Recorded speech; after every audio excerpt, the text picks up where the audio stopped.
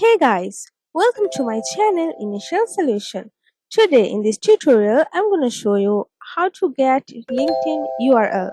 So for this you have to go to your LinkedIn account first. Now you have to go to your profile. Okay. Now in this page on your profile you can see a contact info here. So if you click on it and you can see your profile link is here. You can copy it by right click on your mouse and copy link address, or you can go for public profile URL from here. Okay,